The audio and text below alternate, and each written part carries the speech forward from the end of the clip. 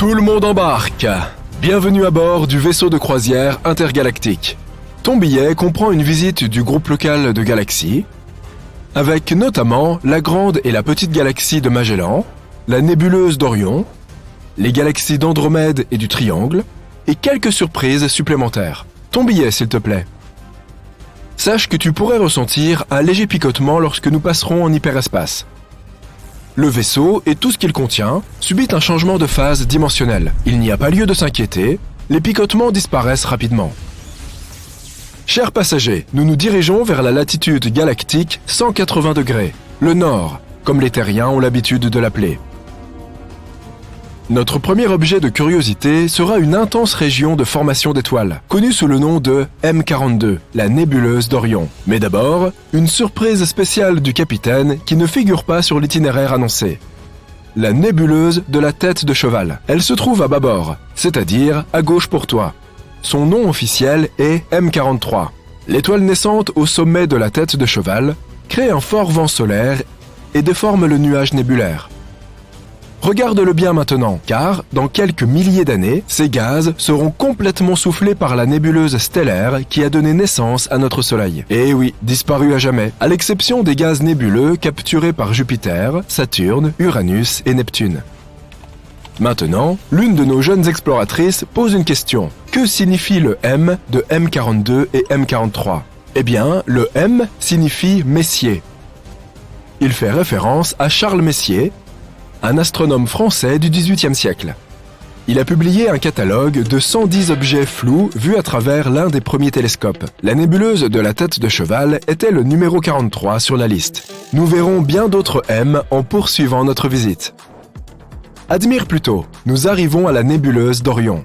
Les gaz de la nébuleuse peuvent sembler moins colorés que ce à quoi tu t'attendais. C'est parce que nous sommes habitués à voir des clichés télescopiques à longue exposition et des photos retouchées conçues pour mettre en valeur les différents gaz de la nébuleuse. Nous suggérons d'utiliser la paire de lunettes teintées qui se trouve dans ton kit de vol, si tu veux améliorer ton expérience visuelle. Et c'est parti! C'est une bonne chose que nous soyons en hyperespace. Alors que nous nous approchons de l'amas d'étoiles du trapèze au centre, l'étoile brillante Θ C envoie un vent solaire soufflant à 8 millions de km/h, qui sculpte tout ce nuage de gaz et de poussière, créant des ondes de choc qui compriment les étoiles proches. Θ C est une méga-étoile, 200 000 fois plus brillante que le Soleil. Elle deviendra une supernova dans environ 1 million d'années. L'oxygène, l'hydrogène et le soufre brillent à l'état ionisé, comme une ampoule fluorescente. L'oxygène est bleu, l'hydrogène est rouge, le soufre vert, et la poussière brille en jaune orangé. Lorsque nous sortons de la nébuleuse d'Orion et que nous nous élevons au-dessus du plan galactique, les bras en spirale de la Voie lactée deviennent visibles. Notre Soleil, que tu ne peux pas distinguer à cette hauteur au-dessus de la galaxie, se trouve dans l'éperon d'Orion, qui se trouve entre le bras extérieur de Persée et le bras intérieur du Sagittaire. Tu peux remarquer que le centre de la Voie lactée arbore une barre magnétique étincelante qui joue un rôle essentiel dans la formation des étoiles. Plus de 70% des galaxies proches comportent de telles barres magnétiques. C'est le signe d'une galaxie mature. Seulement 20% des galaxies lointaines contiennent des barres magnétiques dans leur noyau. Au fait, chers passagers, le bar à jus est maintenant ouvert. Notre serveur, H1, va prendre vos commandes.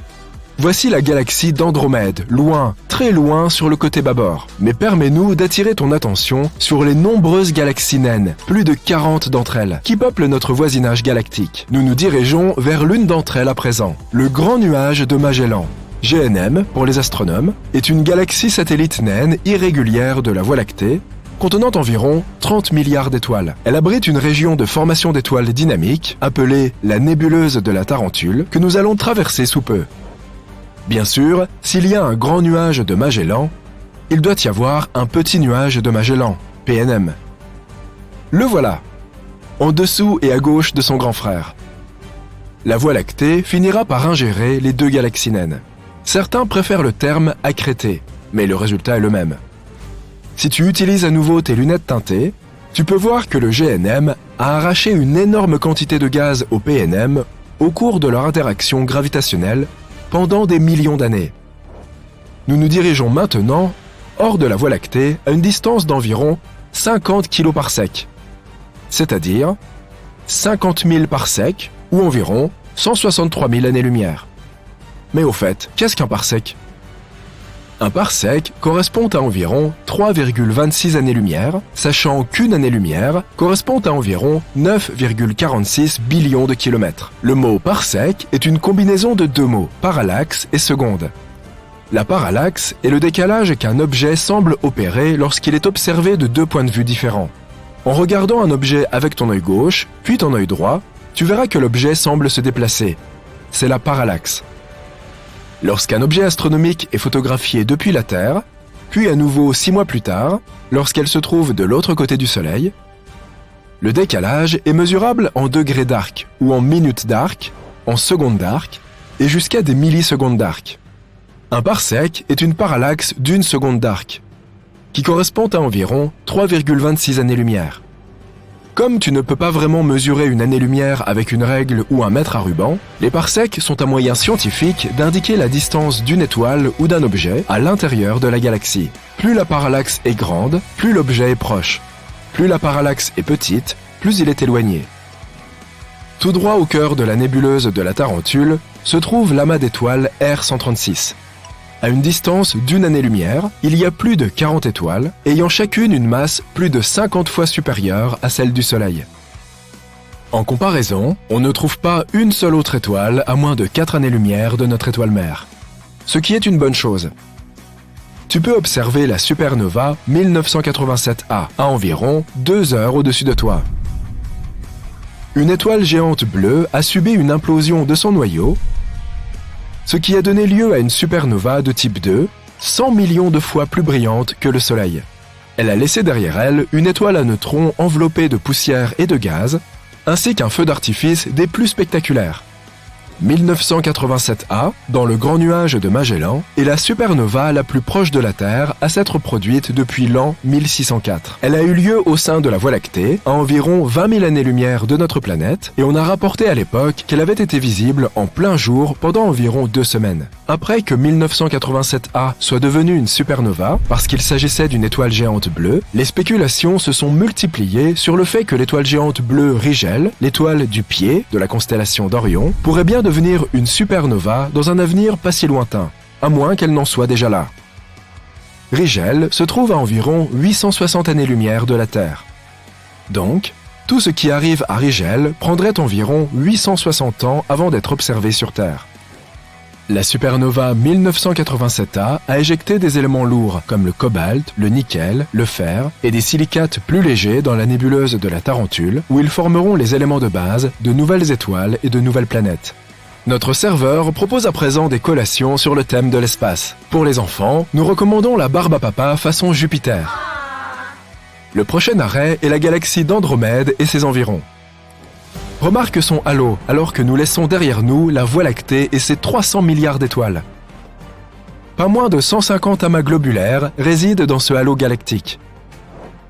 Ils gravitent autour du disque et contiennent certaines des plus vieilles étoiles de l'univers. La façon dont elles sont arrivées ici, dans notre galaxie natale, fait l'objet d'études poussées. Tu remarqueras NGC 6822, une galaxie naine irrégulière à tribord. NGC fait référence au nouveau catalogue général des objets astronomiques. On pourrait penser qu'il y a eu un ancien catalogue général, mais ce n'est pas le cas. Il y a juste un nouveau catalogue. Il existe toutefois un nouveau catalogue général révisé auquel les astronomes se réfèrent régulièrement. Voilà qui clarifie les choses, n'est-ce pas? En passant devant NGC 6822, tu remarqueras une barre magnétique qui commence à se former et les taches brillantes de nouvelles formations d'étoiles. Cette galaxie a été découverte en 1884 par E.E. Barnard et est aussi appelée la galaxie de Barnard.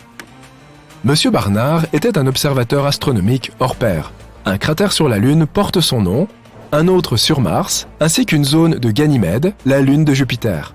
Une planète mineure se dénomme également 819 Barnardiana, et l'étoile qui se déplace le plus rapidement dans le ciel, l'étoile de Barnard.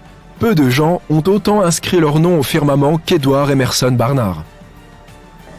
En approchant de la galaxie géante d'Andromède, avec ses billions d'étoiles, nous passerons au-dessus de son bord ouest et visiterons l'une de ses compagnes naines de l'énorme galaxie. M110 ou NGC 205. Oui, elle a aussi 2 noms. Tu n'as que l'embarras du choix. La première en son genre, une galaxie sphéroïdale naine d'environ 3,5 milliards de masse solaire. M110, ou NGC 205 si tu préfères, possède 8 amas globulaires près de son noyau. Elle sera aussi avalée ou accrétée par la galaxie d'Andromède.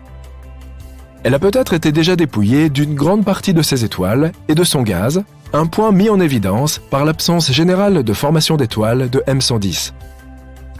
Et maintenant, notre dernier arrêt. M33, la galaxie du Triangle, la troisième et dernière galaxie spirale de notre groupe local.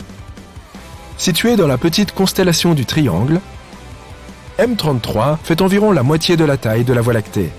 La galaxie du Triangle se trouve à 2,7 millions d'années-lumière de la Terre, mais elle est beaucoup plus proche de la galaxie d'Andromède et se déplace vers elle. Si les deux galaxies spirales entrent en collision, cela pourrait modifier la trajectoire de la galaxie d'Andromède et empêcher sa collision prévue avec la Voie lactée. Et maintenant, un message important. Nous servirons le dîner lors de notre voyage de retour sur Terre. Tu as le choix entre du poulet ou du poisson. Nous espérons que tu as apprécié le voyage. Et si tu remplis notre questionnaire et que tu nous mets 5 étoiles, tu pourras même avoir un dessert. La Voie lactée est l'un des plus grands mystères de l'univers. Il est difficile de savoir quelle est la taille de notre galaxie, et l'une des principales raisons est que nous vivons dedans. Imagine que tu te promènes dans un centre commercial. Tu peux dire qu'il est grand, mais tu ne peux pas en être certain tant que tu ne l'as pas réellement vu d'un point de vue extérieur. La Voie lactée est composée de milliards d'étoiles lointaines qui, de loin, ressemblent à un chapelet de lumière. Il te suffit donc de mesurer la distance entre ces étoiles, et voilà, tu as la réponse. Pas vraiment. Nous avons peut-être oublié de mentionner les nuages de poussière opaque qui nous bloquent la vue. Certains scientifiques ont été assez têtus pour exécuter des modèles informatiques sur la façon dont les galaxies se forment et évoluent. Il y a un halo autour de notre galaxie. Les scientifiques ont donc voulu voir s'il y avait une sorte de cul-de-sac dans la Voie lactée. Ils ont découvert que la Voie lactée s'étendait sur 100 000 années-lumière à partir de son centre. Cela signifie probablement que la galaxie entière fait environ 200 000 années-lumière de diamètre. Le problème avec cette estimation est que les halos n'ont pas tendance à avoir une frontière définitive, puisqu'ils s'effacent progressivement. C'est comme pointer une lampe de poche et essayer de voir précisément où la lumière se termine. En 2013, le télescope spatial Hubble a capturé une image de quelque chose situé à 25 millions d'années-lumière. Cela s'est avéré être une galaxie en spirale, appelée plus tard ESO 373-8, avec au moins 7 autres voisins galactiques. Et cette galaxie est aussi fine qu'une crêpe très brillante. Le télescope a également pris une photo d'un autre amas de galaxies situé à 65 millions d'années-lumière, baptisé IC 335. C'est une autre crêpe scintillante qui flotte dans l'immensité de l'espace. Les images prises par le télescope ne sont pas des plus précises. Il est difficile de dire ce que l'on voit exactement. Ces galaxies en forme de disque ont beaucoup de nuages de poussière qui peuvent s'étendre sur des centaines d'années-lumière. Elles sont principalement situées près des centres des galaxies et sont invisibles à la lumière ordinaire. Mais on peut les détecter à l'aide d'un filtre bleu. Quoi qu'il en soit, cette galaxie, IC 335, est un disque ovale avec d'énormes nuages de gaz et de poussière. Cela signifie que des étoiles y apparaissent constamment. Mais toutes les galaxies ne créent pas d'étoiles. Une galaxie naît sous la forme d'une boule géante de gaz en rotation lente qui s'effondre progressivement sur elle-même. Lorsqu'elle commence à tourner de plus en plus vite, la forme de crêpe apparaît. C'est comme faire tourner la pâte à pizza en l'air après l'avoir roulée en boule. La garniture est constituée d'étoiles et la sauce de nuages de poussière et de gaz. Toi aussi, tu commences à avoir un peu faim ? Certaines galaxies peuvent perdre leur gaz et leur poussière si elles font partie d'un amas. Toutes ces mini-galaxies gravitent alors autour de leur centre de masse commun, le gaz les séparant. Lorsqu'une galaxie discale les traverse, comme un train à grande vitesse, la pression peut emporter cette poussière et ce gaz. De loin, on dirait qu'il s'agit d'un DVD que tu es sur le point de lire. Mais si tu voyageais à des millions d'années-lumière pour regarder de plus près, tu verrais un disque diffus rempli d'étoiles. Tu ne serais même pas capable de dire que tu es à l'intérieur. Tu verrais aussi une tache lumineuse de poussière laissée par les géantes rouges au milieu de la galaxie. Les géantes rouges sont des étoiles massives et très brillantes dont la température de surface est basse. Mais les images de ces galaxies ne nous montrent pas vraiment leur vraie couleur. Les systèmes d'imagerie maquillent certaines de ces teintes pour que tu n'aies pas à regarder quelque chose de flou ou de granuleux. Les gens ne connaissent pas vraiment les vraies couleurs des galaxies lointaines. Notre galaxie contient beaucoup de gaz, donc il ne faut pas s'attendre à ce qu'elle se dessèche de sitôt. En fait, la Voie lactée produit toujours de nouvelles étoiles, environ 7 par an.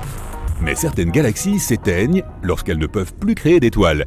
On appelle cela la strangulation, et cela se produit lorsque les galaxies manquent de gaz, ce qui signifie qu'il n'y a plus de nouveaux matériaux pouvant être utilisés pour créer des étoiles. Le gaz et la poussière ne sont pas les seules choses que tu puisses trouver dans une galaxie. Tout comme un magicien qui sort d'un chapeau un lapin ou des fleurs, les galaxies nous réservent d'autres surprises.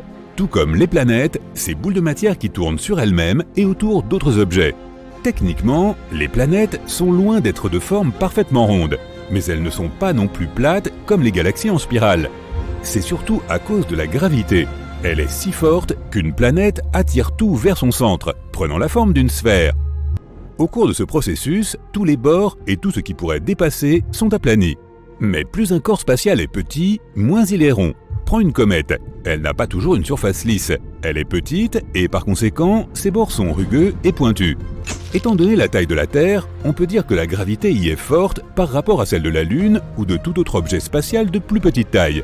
Et à cause de la rotation constante de notre planète, il y a un renflement vers l'extérieur de la Terre.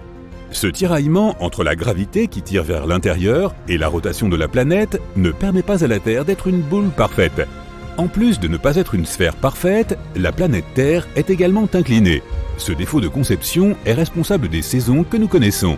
Cette inclinaison a pu apparaître parce que des millions d'années après sa formation, la Terre est probablement entrée en collision avec une protoplanète, un grand corps spatial en phase de devenir lui-même une planète.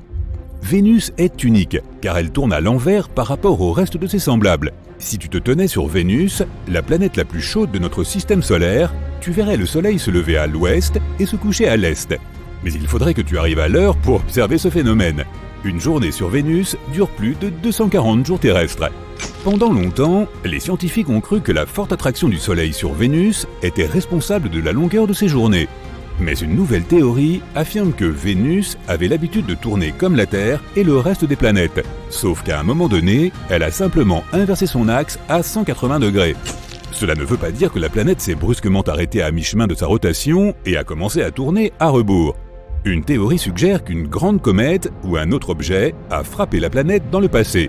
Cela aurait pu l'amener à changer le sens de sa rotation, mais de nombreux scientifiques doutent de cette théorie. Si tu observes la Lune pendant un certain temps, tu remarqueras peut-être que tu vois la même face toutes les nuits. Il s'avère que la Lune tourne bel et bien, mais très lentement.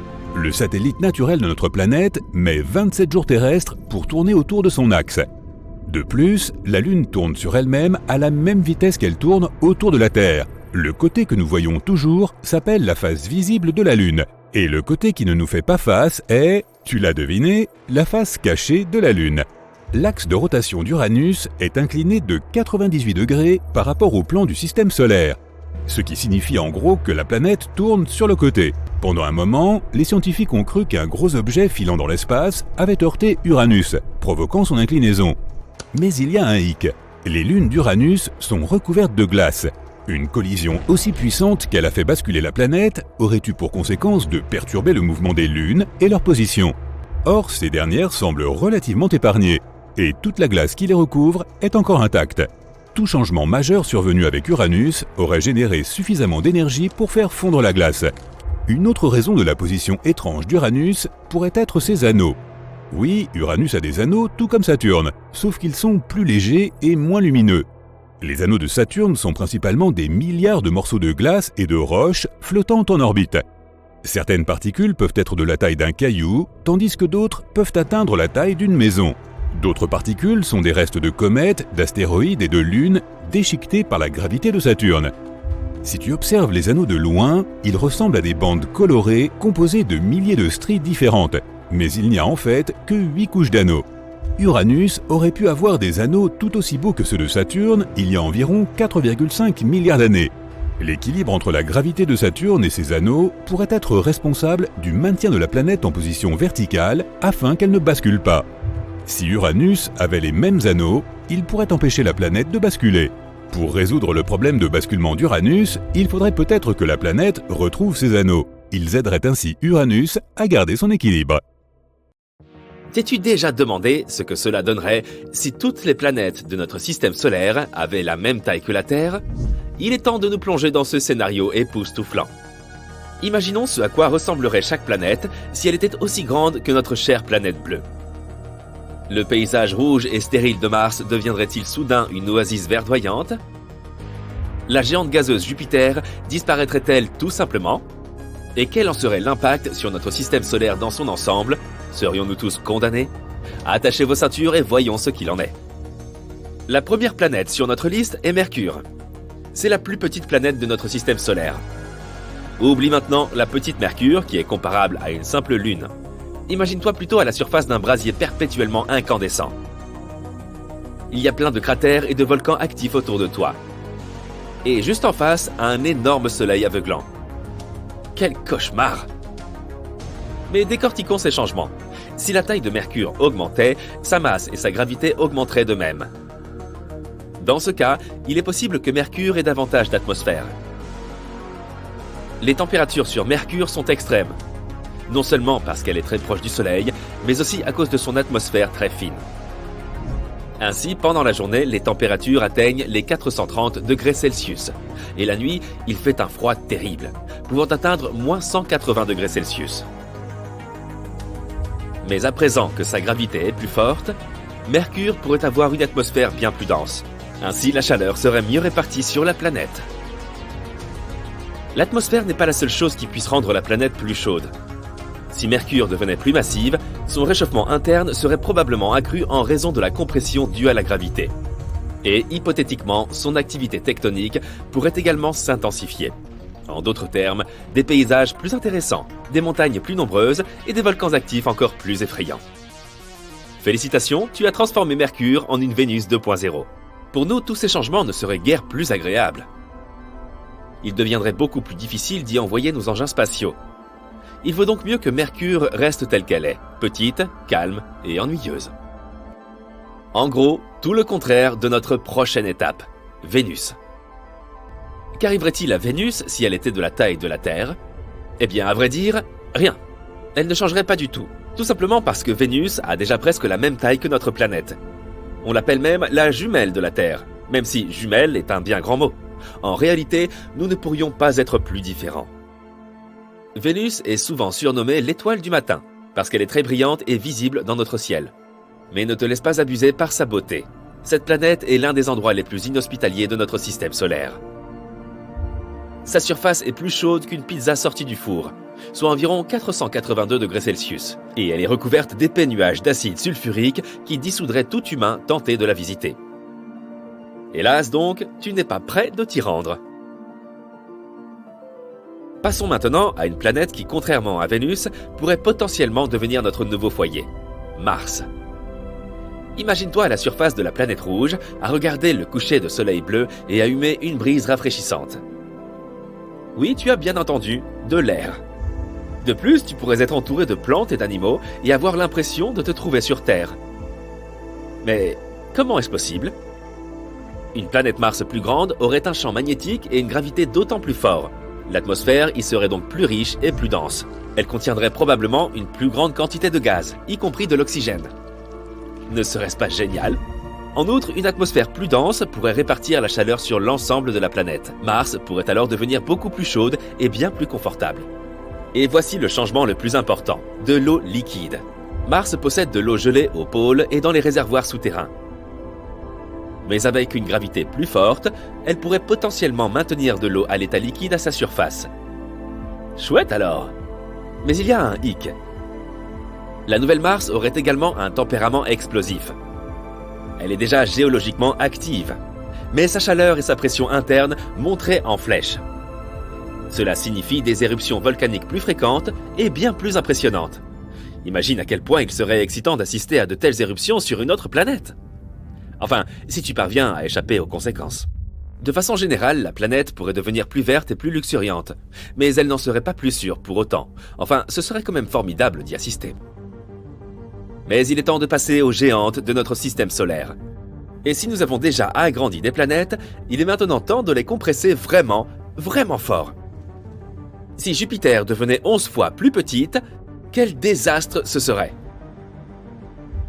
La première chose que l'on remarquerait, c'est un changement de gravité. Et je dis bien que nous le remarquerions, car nous n'aurions plus d'autre choix que d'émigrer ailleurs. Jupiter subit entre 30 et 100 collisions de gros astéroïdes tous les ans. Tout cela en raison de sa forte gravité, qui les attire tous à elle et nous protège. Mais notre grande sœur protectrice s'est transformée en un petit bébé joufflu. Dis bonjour à toute une bande d'astéroïdes. Oh, et dis adieu à Jupiter. Cette planète est connue pour son atmosphère épaisse et tourbillonnante. Mais avec une attraction gravitationnelle beaucoup plus faible, Jupiter aurait probablement bien du mal à la retenir. Au fil du temps, elle s'échapperait donc lentement dans l'espace, laissant derrière elle une fine atmosphère composée principalement d'azote et d'oxygène. Nous devrons également faire nos adieux à l'apparence emblématique d'une autre géante, Saturne. La différence la plus notable sera la disparition de ses célèbres anneaux. Constitués de petites particules de glace et de roche, les anneaux sont une caractéristique unique de Saturne. Mais avec une gravité semblable à la Terre, ils s'abattraient sur la planète ou se disperseraient dans l'espace. C'est bien dommage. Saturne est également une géante gazeuse, tout comme Jupiter. Son atmosphère est composée essentiellement d'hydrogène et d'hélium. Mais si elle était de la taille de la Terre, ces gaz se trouveraient comprimés en raison de la gravité accrue. Cela la rendrait beaucoup plus dense. Cela signifie que la taille et la forme de Saturne changeraient. En théorie, si nous pressons fortement Saturne, elle pourrait devenir une naine brune. Il s'agit d'un type d'étoile manquée, qui n'a pas la masse nécessaire pour entretenir une fusion nucléaire, mais qui émet de la chaleur et de la lumière. Saturne pourrait donc cesser d'être une planète. Le temps qu'il y fait changerait aussi probablement. Toutes ces tempêtes démentielles, comme la fameuse tempête hexagonale qui fait rage au pôle Nord, deviendraient plus calmes et beaucoup plus faibles. La géante suivante est Uranus. Essayons de comprimer cette pauvre planète. Tout d'abord, la gravité à la surface d'Uranus serait beaucoup plus faible qu'aujourd'hui. Son atmosphère pourrait également changer. Si Uranus était plus petite, elle pourrait présenter une atmosphère plus fine et des gaz différents.